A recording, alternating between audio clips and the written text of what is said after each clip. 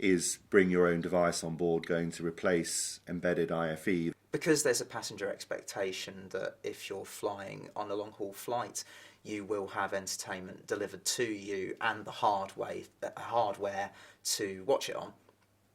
Whereas on shorter flights, there are very few aircraft in general now that are being delivered with embedded IFE, with the exception of some full service airlines who have decided to have embedded IFE installed across their entire fleet.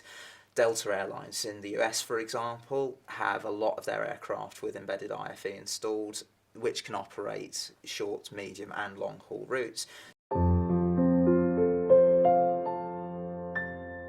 James, while we're still seeing widespread offerability of embedded IFE, onboard connectivity is constantly improving. There are high bandwidth satellites now that airlines can use to offer high bandwidth connectivity on board. It enables passengers to stream their own content, for example. Mm-hmm.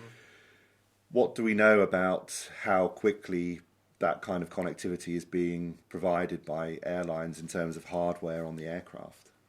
So I've seen a great increase in the number of aircraft being installed with high-speed internet connectivity across airlines, across all continent, across the world.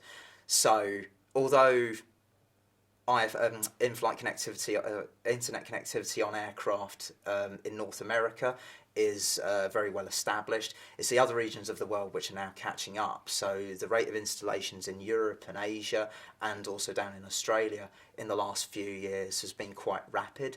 It looks like airlines can have connectivity equipment installed onto an aircraft in just about 48 hours, which is quite, is quite remarkable in a way. And then what that equipment can do for the passenger experience is quite remarkable as well, allowing passengers to use their own devices to not just connect to the internet.